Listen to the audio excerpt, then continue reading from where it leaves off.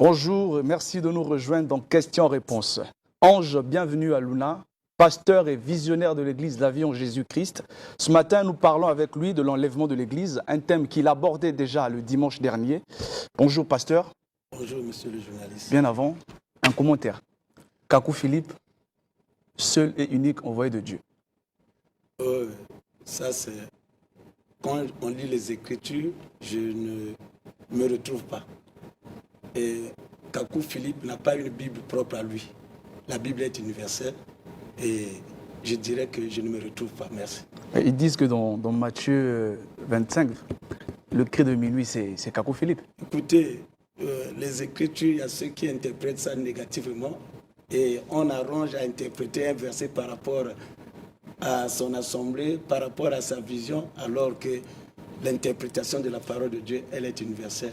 D'accord, merci beaucoup. L'interprétation de la parole de Dieu est universelle. On revient dans notre thème, l'enlèvement de l'Église. Pasteur, vous affirmiez le dimanche dernier que l'enlèvement est une promesse du Seigneur ayant pour but d'éloigner l'Église de la grande période de tribulation. Pouvez-vous nous en dire davantage? Justement, un petit récapitulatif de ce que nous avons eu à dire. Nous avons dit que parler du verbe enlever, c'est un mot grec qui veut dire harpazo, c'est-à-dire une action accomplie par une puissance surnaturelle. Donc, enlever, c'est faire disparaître, enlever, c'est prendre de force, et enlever, c'est porter vers le haut. Et ça veut dire qu'un jour, une nuit, les gens seront enlevés. Et il va y avoir de la panique sur cette terre des humains. Parce qu'on a dormi ensemble et on se réveille, ou bien à un instant, madame n'est plus sur le lit. On arrive dans la chambre où dorment les enfants ne sont plus là. Et ça sera vraiment de l'hécatombe. Alors, la Bible dit que deux personnes vont dormir sur le même lit, mais l'autre sera enlevé, l'autre va rester. Et il y a même ceux qui... L'autre sera sur la toiture. Mais il n'aura même pas le temps de descendre parce que ça va se passer en un clin d'œil. Et nous avons encore dit que la Bible dit ça va se passer comme au temps de Noé, où les gens se mariaient, où les gens buvaient, là où les gens étaient dans la distraction, ils pensaient que ce que disait Noé, c'était du mensonge. Oui, c'est-à-dire les gens s'adonnaient beaucoup plus au plaisir qu'à la parole de Dieu ou bien à Dieu. Et ils étaient surpris. Alors, nous avons encore dit ceci. Pourquoi l'Église sera-t-elle enlevée? Ça veut dire que sous les cieux, selon Ésaïe chapitre 3, le premier verset jusqu'au deuxième, sous les cieux, chaque chose a son temps. Et l'Église va être enlevée parce que ça sera la fin de la période de la grâce. Deux, nous avons dit que pourquoi l'Église sera-t-elle enlevée? Et c'est pour faire éloigner l'Église de la colère de Dieu. Dieu va faire éloigner l'Église de la colère de Dieu. Vous voyez, tout ce qui s'était passé au temps de Lot, Dieu a pris la décision de détruire Sodome et Gomorrhe. Mais tellement qu'à l'intérieur, dans Sodome, dans Gomorrhe, il y avait Lot qui était là. Et Dieu a voulu que Lot et sa famille ne puissent pas être embrasés par ce feu. Qu'est-ce qui s'est passé? Dieu a pris la décision d'épargner l'autre. Et quand il a fait sortir l'autre, et vous avez compris, quand vous lisez les Écritures, qu'est-ce qui s'est passé? Un feu ardent et qui a tout embrasé. Et l'autre était sauvé. Donc voilà l'exemple. Donc Dieu ne veut pas que l'Église puisse subir, l'Église puisse vivre ces moments. Et c'est là où il va enlever l'Église afin que... puisse s'abattre devant cette colère et pendant que la grande tribulation va avoir lieu et l'Église sera épargnée. Je continue. Pourquoi l'Église va être enlevée? L'Église sera enlevée afin de ne plus retarder la manifestation du Fils de la perdition. Je vais dire par là, le diable. Alors, 4, nous avons encore dit, l'Église sera enlevée parce que c'est la promesse de notre Seigneur, notamment dans Jean 14, versets 2 à 3. Parce qu'il n'est pas un homme pour mentir. Quand Dieu parle, il fait une promesse, il finira toujours par l'accomplir. Voilà un peu, d'une manière succincte, ce que nous avons eu à aborder. D'accord. dimanche passé. Oui, d'accord. De manière succincte, ce que vous avez abordé le dimanche passé. Pasteur, dans vos propos toujours du dimanche dernier, vous disiez l'enlèvement devrait se faire de façon discrète et sélective. Que devrons-nous comprendre par là? Oui, comme j'ai dit que c'est la parole de Dieu, l'enlèvement va se passer de manière discrète et sélective. Pourquoi discrète? Parce que ça va avoir lieu brusquement et ça va se passer en un clin d'œil. On ne va pas se rendre compte parce que c'est un mouvement qui se va passer brusquement. Et lorsque nous parlons d'une manière sélective, ce n'est pas tous qui seront enlevés. Donc même le pasteur Kakou Philippe, le prophète Kakou Philippe ne sera pas enlevé. Si le prophète Kakou Philippe, s'il en règle, selon les normes bibliques, et nous allons voir qui sera enlevé. S'il est dans les normes, il sera enlevé. Sinon, Dieu ne voit pas le nom, Dieu ne voit pas le nom d'une église, mais Dieu voit d'abord l'individu. Voilà. Mais il a dit aussi qu'il fait grâce à celui qu'il veut. Donc ça veut dire que le prophète Kakou Philippe peut être enlevé aussi. Bon, écoutez, s'il te plaît, monsieur le journaliste, nous sommes venus à l'émission, on n'est pas venus pour parler de monsieur Kakou. Non, je suis venu parler du Seigneur, de la part de l'enlèvement. Alors, et on peut continuer. Justement, on parle de l'enlèvement. Bon, alors, quelles sont les dispositions à prendre pour être enlevé? Et qui doit l'être? Merci. Quelles sont les dispositions à prendre pour être enlevé? Justement, la question est capitale. C'est là où vous allez avoir votre réponse. Et la personne dont vous me parlez, s'il nous suit, et il saurait s'il serait enlevé ou pas. Certainement. Ces gars sont là, ils sont en train de suivre. OK. Alors, quelles sont les conditions pour être enlevé? J'aimerais dire aux bien-aimés qui me suivent, ce n'est pas le fait d'aller à l'église qu'on sera enlevé. Ce n'est pas le fait d'appartenir à une église. Ce n'est pas le fait que tu sois chante, que tu sois pasteur, que tu seras enlevé. Mais qui sera enlevé? Et on doit d'abord recevoir Jésus-Christ dans sa vie comme Seigneur et Sauveur personnel.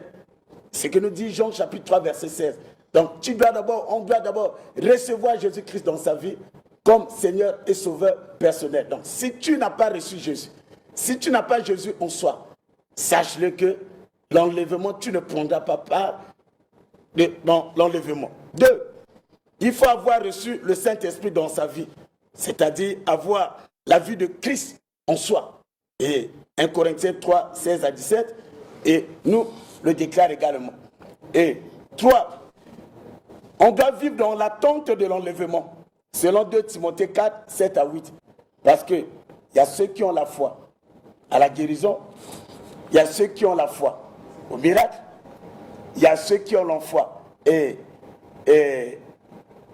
au salut. On doit avoir également la foi à l'enlèvement. Donc, pour la personne qui n'a pas la foi sur l'enlèvement, ça veut dire qu'il va vivre une vie de distraction. Et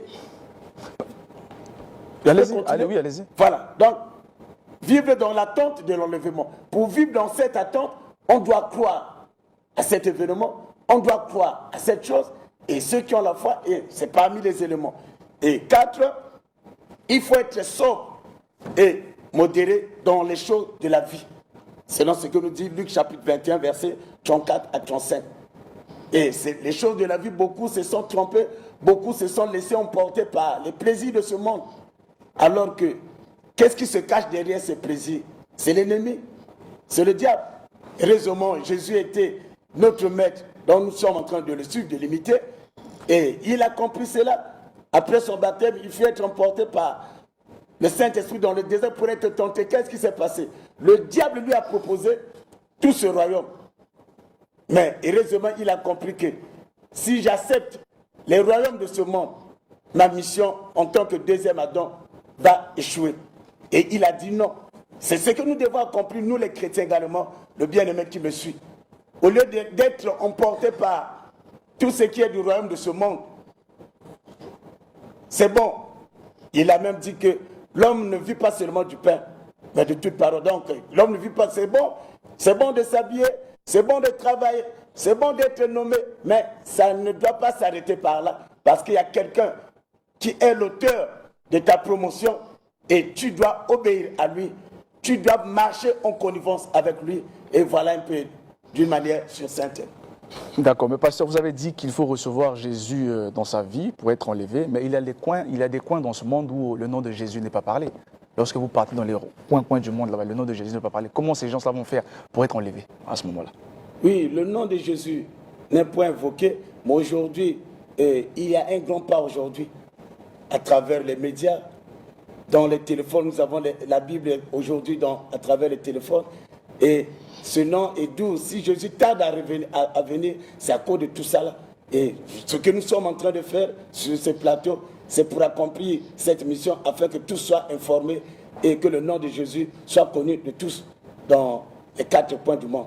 Est-il possible d'espérer que les chrétiens morts avant l'enlèvement puissent participer à cet événement? Ok. J'aimerais d'abord, pour essayer un peu de normaliser concernant ta question, j'aimerais d'abord poser cette question, aborder cette question de cette manière. Après l'enlèvement, qu'est-ce qui va se passer? Justement, on va y arriver. Okay. On parle d'abord des morts. Ceux qui sont morts avant l'enlèvement. Oui. Est-ce que c'est possible qu'ils participent eux aussi à cet événement? Justement, ceux qui sont morts avant l'enlèvement, quand ils vont voir l'enlèvement, ce sont eux, les morts en Christ. L'enlèvement va commencer par eux. Les morts en Christ, ils seront ressuscités et après nous les vivants. Et nous allons les rejoindre. Les morts en Christ vont ressusciter. Maintenant, ceux qui sont morts sans recevoir Christ, ils iront en enfer. Ceux qui sont morts, on va en aborder. Vous m'avez dit que non, on va aborder cette question. Et lorsqu'on va aborder cette question, on va... D'accord, donc justement, on va aborder cette question. Concrètement, c'est quoi l'enlèvement et qu'est-ce qui se passera après? Ok. Qu'est-ce qui va se passer après? Et après l'enlèvement de l'Église, j'aimerais dire aux bien-aimés, lorsqu'on parle de l'Église, ce ne sont pas les bâtiments que nous voyons. Parler de l'Église, c'est toi et moi, toi qui me suis. Parce que la Bible dit que ne savez-vous pas que votre corps est le temple du Saint-Esprit? Donc, l'enlèvement de l'Église, ça ne sera pas comme je vois Sainte-Anne, ce ne sera pas les bâtiments, mais c'est toi et moi qui serons enlevés, si tu es dans les principes. Alors, qu'est-ce qui va se passer? Nous allons aborder cette question d'une manière de voler. D'abord, les chrétiens qui seront enlevés, parce que c'est les morts en Christ qui seront ressuscités. Et après, nous les vivants, ça va se passer en un clé d'œil pour aller à la rencontre du Seigneur dans les airs. Parce donc que, on va voler. Justement, on va voler. On sera, ça dit porter du bas vers le haut. Et on va voler. Ça ne sera pas comme les oiseaux, comme tu le penses. Alors, écoute, donc les morts en Christ seront ressuscités et nous les vivons également. Alors, qu'est-ce qui va se passer? Selon 2 Corinthiens 5, verset 10, 1 Thessaloniciens 5, 9, la Bible dit qu'après l'enlèvement, le chrétien se présente au tribunal de Christ, en grec appelé Béma, pour rendre compte de ses œuvres et afin de recevoir sa récompense. Donc tout ce que le chrétien lui a accompli, et il est appelé devant le grand tribunal du Christ, il va rendre compte et afin de recevoir sa récompense. Donc, je vais prendre l'exemple. Il y aura des juges là-bas qui vont se lever à toi. Vous avez... Non, mais il faut nous expliquer, oui, le peuple veut comprendre. Justement, quand on parle de tribunal du Christ, c'est Christ, il n'y a pas de parler de justice, c'est trop. Ce n'est pas de votre justice sur la terre des humains. Nous parlons bien du Messie, du Seigneur, et qui sera en face de ceux qui l'ont adoré, de ceux qui ont marché selon ses principes, et voilà. Alors, donc, le chrétien qui se présente va rendre compte de ses œuvres, et afin de recevoir sa récompense. Je prends l'exemple, il s'agit de quelle récompense? Et c'est les couronnes que les chrétiens vont recevoir. Je prends l'exemple de la couronne incorruptible. Selon 1 Corinthiens 9, 25, c'est-à-dire tous ceux qui ont renoncé à soi-même, c'est-à-dire ils ont refusé de marcher comme par rapport à leur diplôme, par rapport à leur intelligence, mais ils ont cru à ce maître-là, ils ont cru au Seigneur. Et ils seront le Seigneur va leur donner la couronne incorruptible. Et tous ceux qui ont marché, c'est-à-dire les yeux fixés sur Jésus, au lieu d'avoir la foi sur l'oncle qui est ministre, au lieu d'avoir la foi sur le féticheur, au lieu quand on est malade, bon, on va se faire traiter chez un magicien, et il a la foi que moi, il y a Christ qui est là, Christ va m'apporter la guérison, il va me guérir, et ces personnes vont recevoir une couronne que nous avons appelée la couronne incorruptible. Alors, la Bible nous parle de la couronne de justice, par exemple. Nous sommes dans 2 Timothée 4, 8, et c'est le prix du combat de la foi. C'est-à-dire, étant malade, étant dans une situation, malgré ce que nous recevons comme le combat, on s'accroche toujours au nom de Jésus. Et tu seras récompensé, mon frère. peu importe. Et c'est là où Paul a dit, j'ai combattu le bon combat de la foi. Je n'ai pas triché. Il n'a pas combattu ce combat avec les armes du diable, mais c'est avec les armes du Seigneur. Et toutes ces personnes vont recevoir la couronne appelée la couronne de justice. La couronne de vie, par exemple, Jacques 1,12 nous le dit. La Bible dit que Jésus-Christ, après avoir été baptisé, je l'ai dit, il faut être emporté par le Saint-Esprit dans le désert pour être tenté. Mais arrivé, le diable lui a proposé tous ses royaumes. Le diable lui a demandé de l'adorer. Il a dit non. Donc, tous ceux qui ont résisté, parce qu'on te propose un poste, et il dit, bon, après, si tu es une femme, bon, après, c'est le directeur qui fait la cour au secrétaire. La secrétaire cède parce que pour être nommé ou bien comment, et toutes ces personnes qui ont résisté devant les sales propositions, toutes les personnes qui ont résisté devant la tentation, comme Joseph devant la femme de Potiphar, qu'est-ce qui va se passer? Et le Seigneur va leur donner une couronne de vie. D'accord, le Seigneur va leur donner une couronne de vie. Et il y en a plein, beaucoup de couronnes. D'accord, il y a beaucoup de couronnes comme ça. Ça, c'est pour ceux qui seront au ciel. Excusez, je veux parler aux bien-aimés. On ne travaille pas pour satisfaire les pasteurs. Nous comprenons l'œuvre de Dieu que nous accomplissons. C'est pour recevoir, être récompensé un jour devant notre Seigneur. D'accord, on va être récompensé devant notre Seigneur. Mais alors, pour ceux qui resteront ici sur terre, qu'est-ce qui va se passer concrètement? Ça sera aussi votre mot de fin. Ok, d'accord. Ceux qui vont rester, qu'est-ce qui va se passer? Alors, je l'ai dit, il va y avoir disparition des personnes. Maintenant, ceux qui sont restés, ceux qui n'ont pas pu être enlevés. Et qu'est-ce qui va se passer? La colère de Dieu va s'abattre sur la terre pendant ce que nous appelons la grande tribulation. Et le fils de la perdition va apparaître maintenant.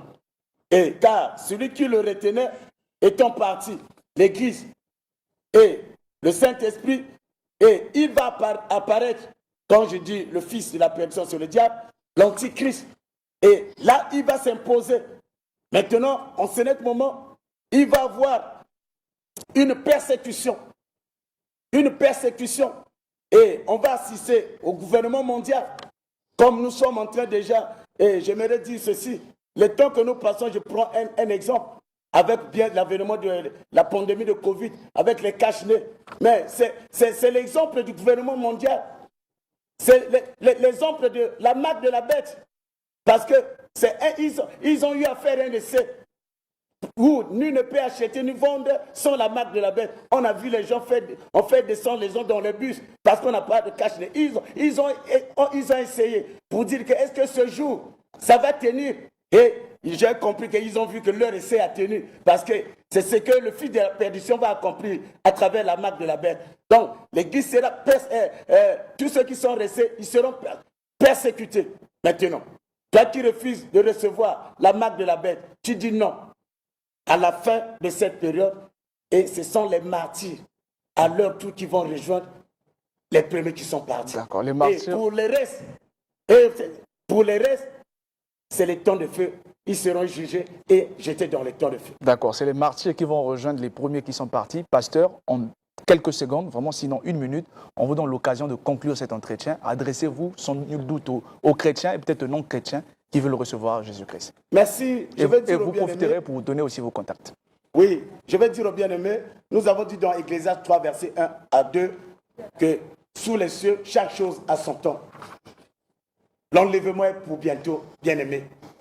Toi, pasteur, l'homme de Dieu, serviteur, servante, ce sont les choses que tu as prêchées, ce sont les choses que tu as enseignées.